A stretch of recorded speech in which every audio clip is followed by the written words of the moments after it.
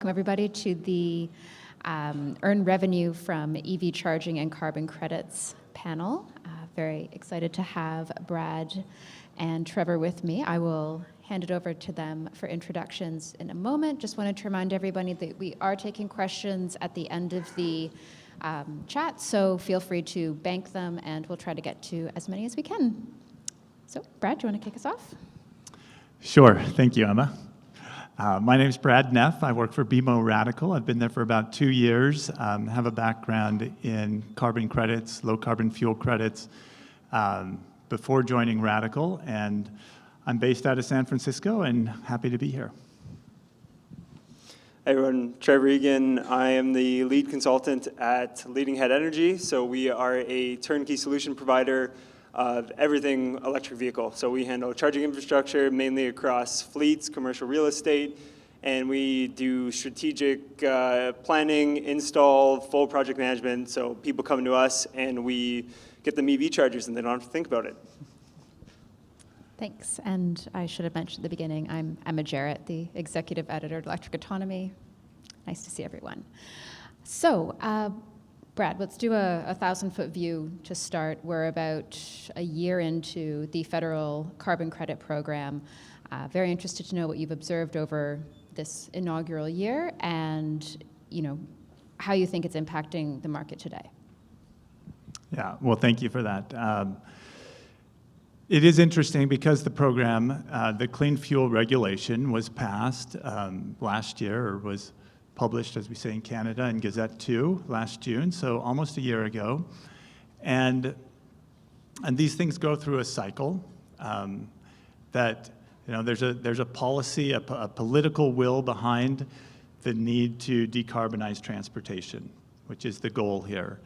And policy has been made, legislation has been passed, and now there's a regulation. And the regulation is very complex, and the regulator kind of stops there.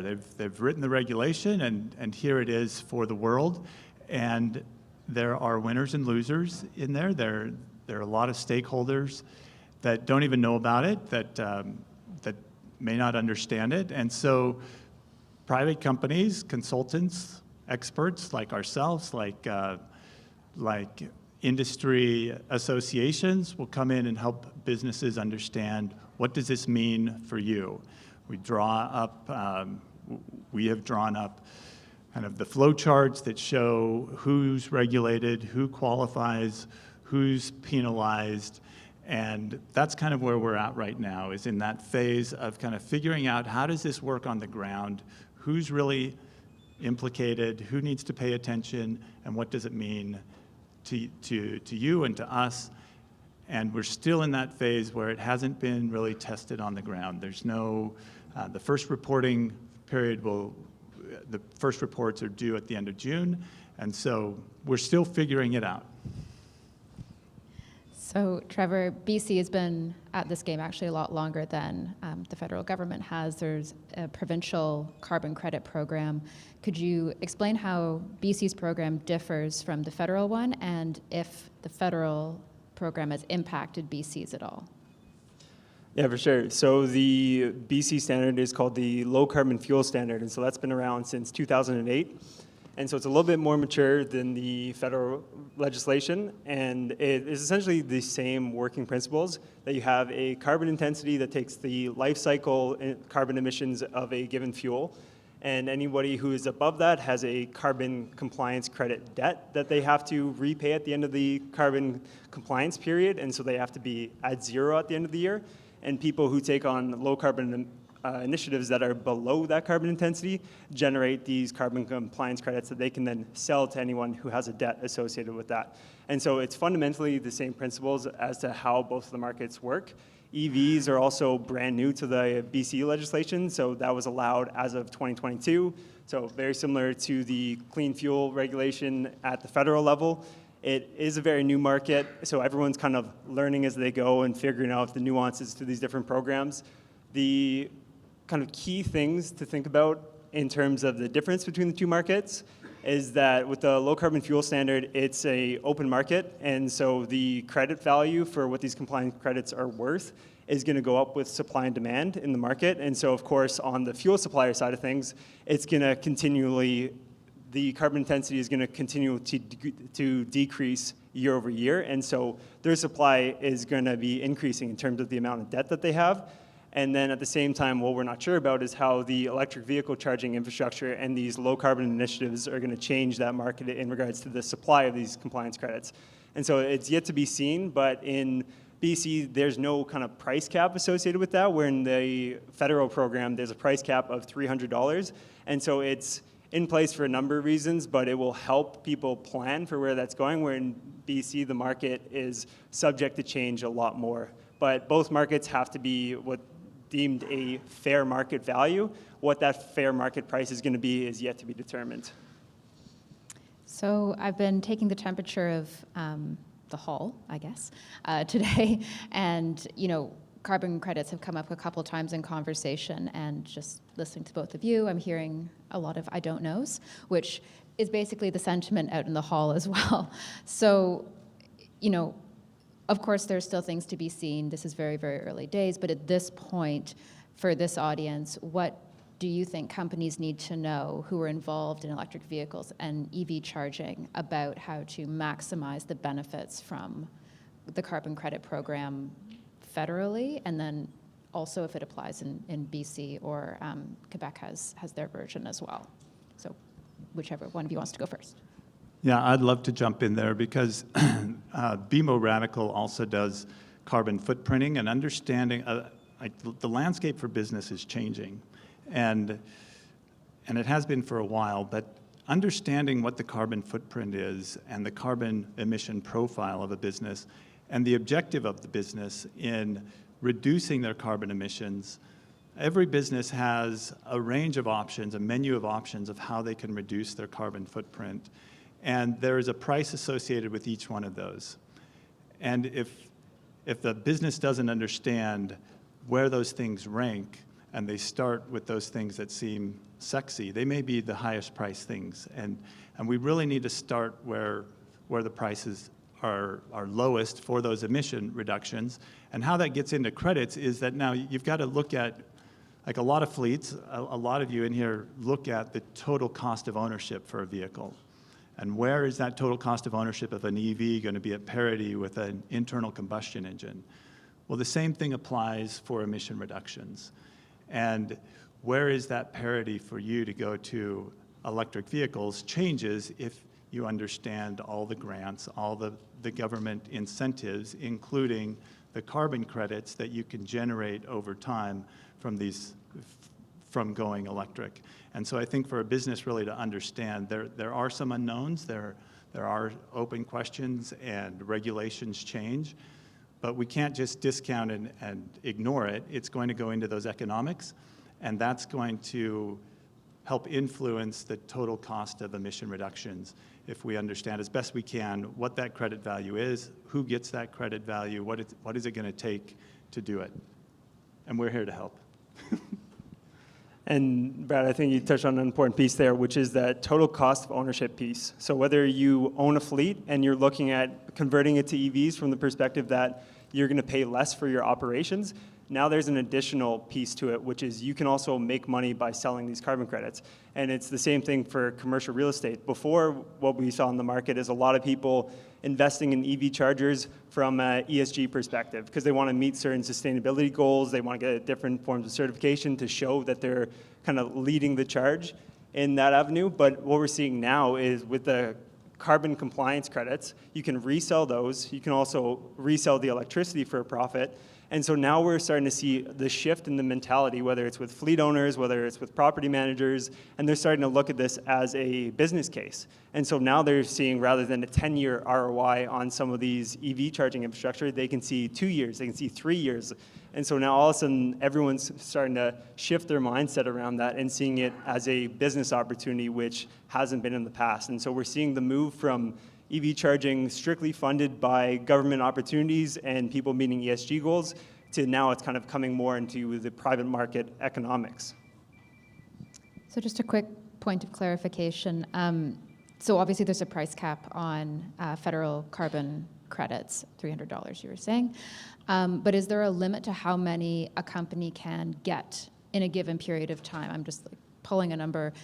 Could I conceivably have 1,000 credits in a year, or is there a cap? So it changes from the BC market compared to the federal market, but the short answer is no.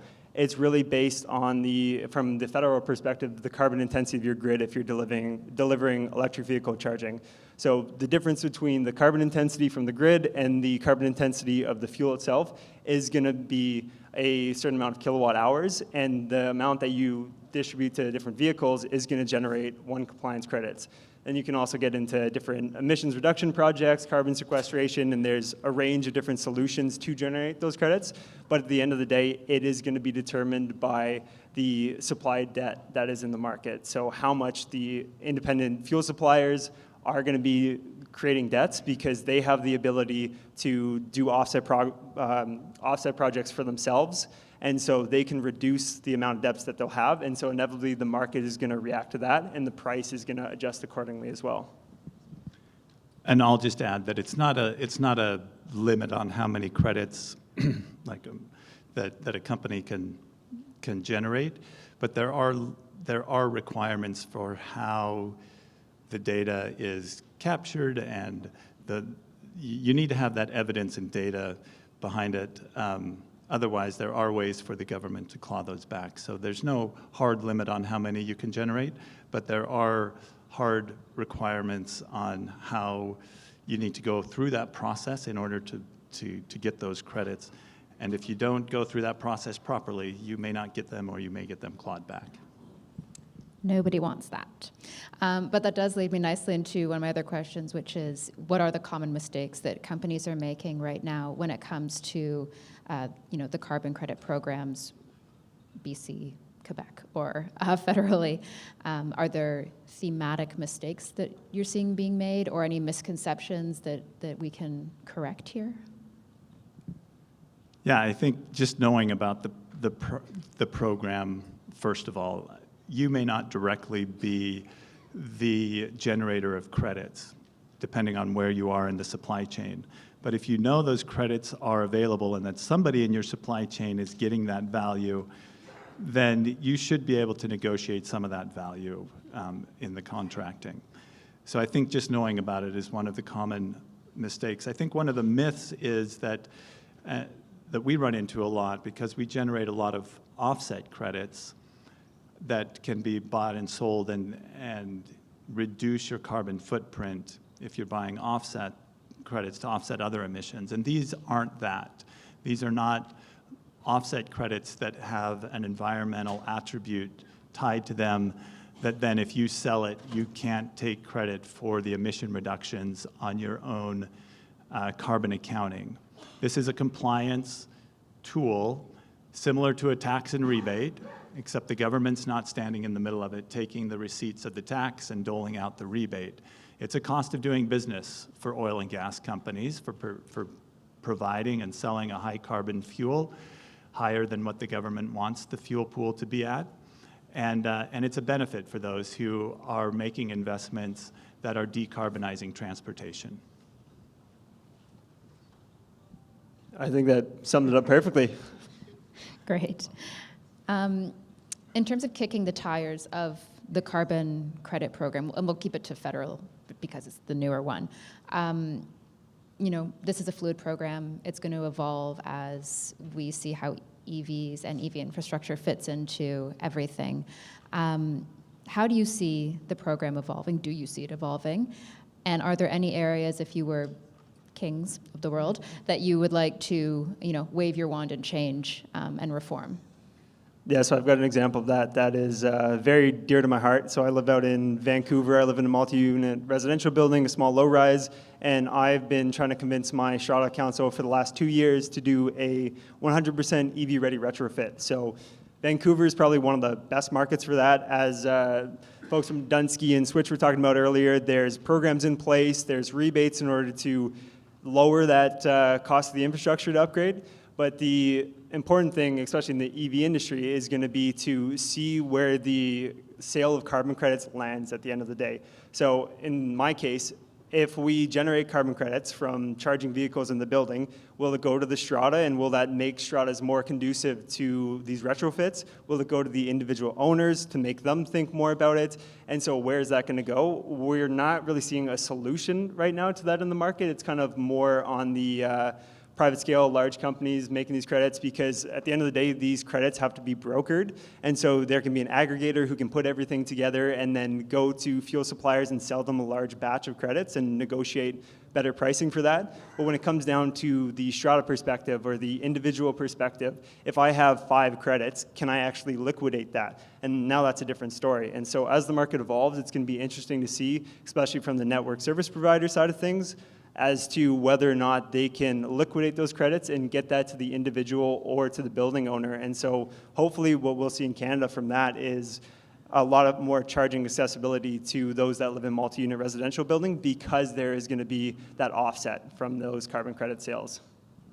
Do you have sorry, Brad, do you have a preference that it would go to the strata or the individual?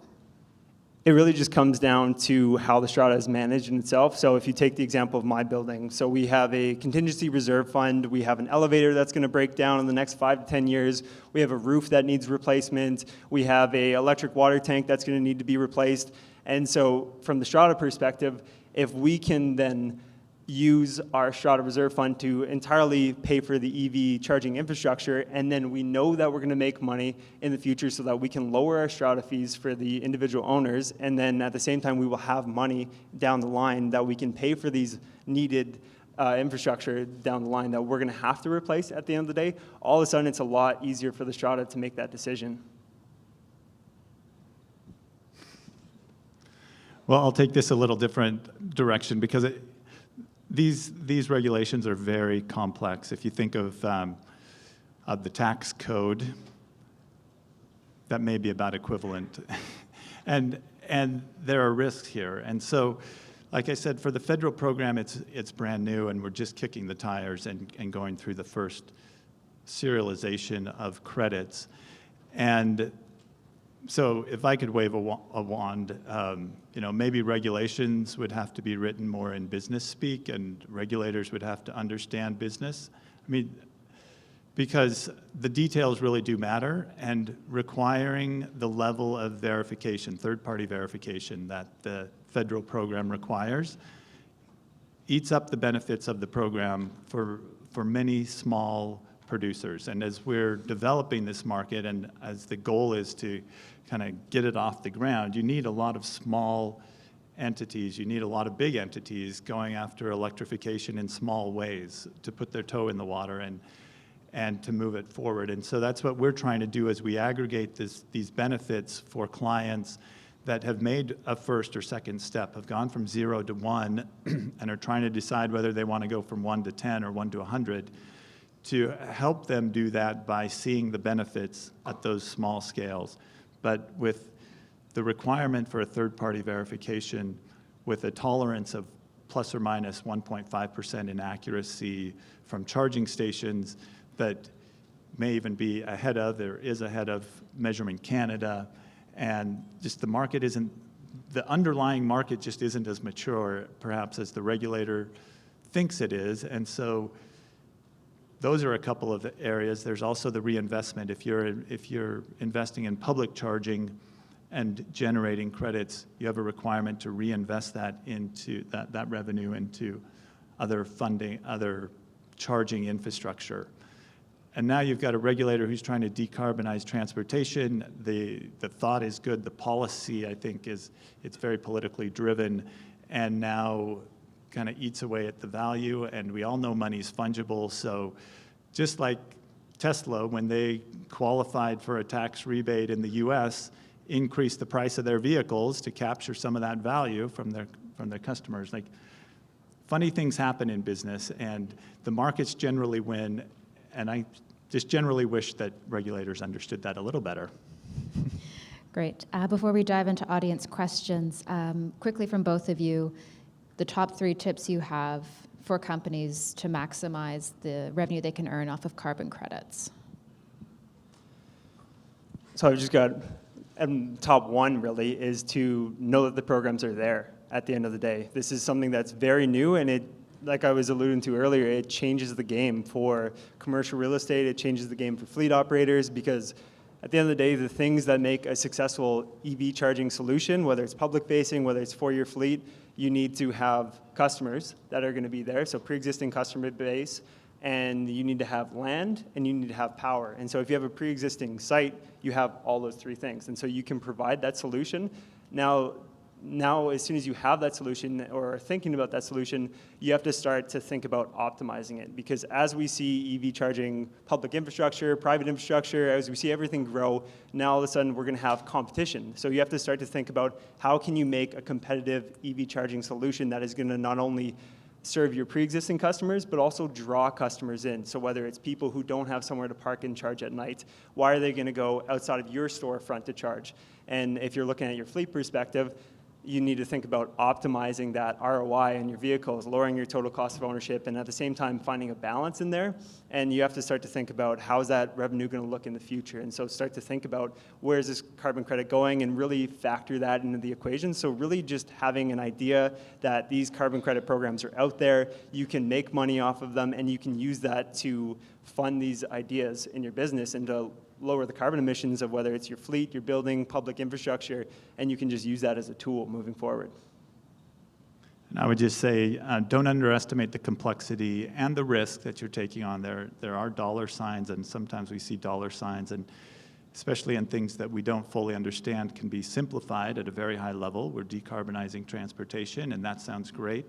But I guess it may sound self-serving, but I would really recommend that you get somebody who knows what they're doing in this market, who have operated in markets like this before, because there are invalidation risks, there are other risks that you're taking on if you do it yourself.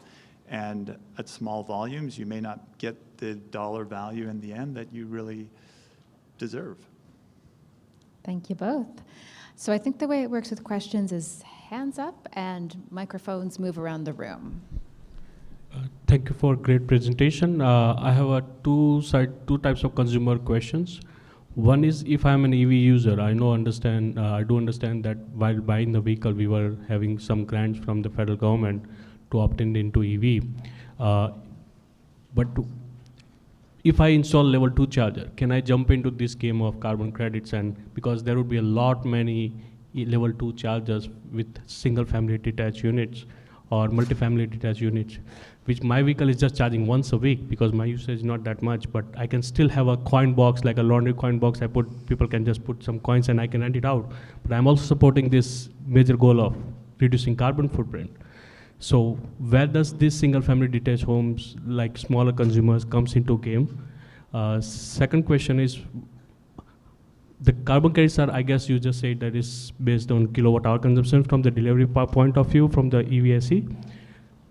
Why isn't being calculated, say if you replace F-150, which is a 12 or 15 liter per 100 kilometer efficiency, versus you are just doing a huge drop in carbon emissions, converting it into electric vehicle. So why is not looked out that way, that you converted a very high conventional fuel consuming vehicles with the electric vehicle, where there's a huge reduction of carbon emissions, but your credits are just how much kilowatt you are consuming.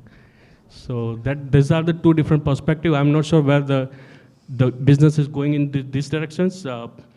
Place from where we work, we learn just about those things with our colleagues here, and we have huge projects coming up.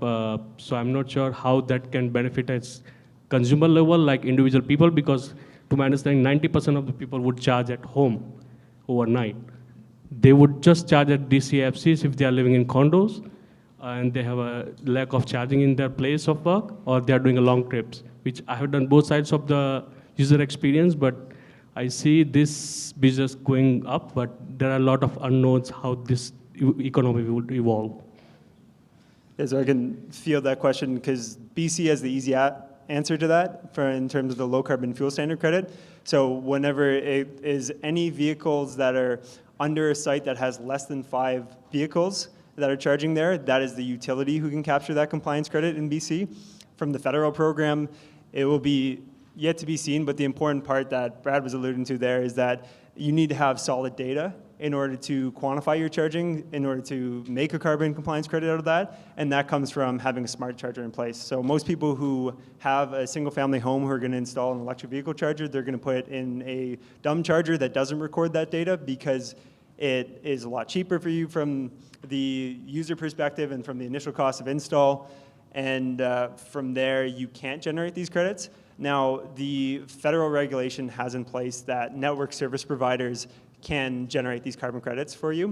Now, they haven't touched on the single family home aspect of that, so that is yet to be seen. If everyone goes out and buys a smart level 2 charger in their home, whether or not the network service provider can capitalize on that. They talk about multi-use residential building, and maybe Brad has a bit more insight into that than I do, but it's really geared at that multi-use residential building. And to your point about lowering the cost of EVs and mass adoption rate from there. So for the federal program, there is a 10% payable fund that anyone who has a carbon credit debt can then fund into in order to offset 10% of those compliance credits. And so what the federal government is going to use that fund for will probably be around lowering the carbon intensity of the grids. It will probably be around lowering the cost of electric vehicles for the individual owners, but because we're so early in the stage, we don't know what that's going to be used for just yet. Great. Any other questions that we could get to? There's one right here. No, sorry, we The gentleman over just here don't was have the time. But Brad and Trevor are very generous. They already said they'll meet with people after. Sorry.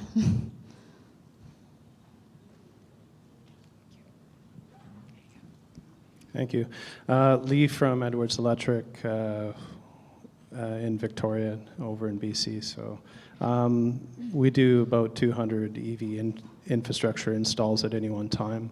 We're told we're the largest, I guess, installs now and designers in BC now. But one of the clarifications that I did want to make is that legally, as a Part 3 fuel supplier, of course, the condominium and stratas are entitled to the carbon credits. They cannot go legally through the Strata Act to individuals. So that's, unless you found something different, so I'd like to know that. The federal carbon credits do legally require the strata, if it's MERB, to own the EV chargers to actually accept the carbon credits, which is interesting to note, because if you don't have the bylaws in place to do that, that federal carbon credit will go to the EV vendor, the actual, it could be whoever is supplying those network level 2 chargers, which is good to note. And I do find that the amount of money that is estimated as to what is being recouped from carbon credits. Remember, it is kilowatt hours used by the vehicle, so that's not necessarily a huge payback.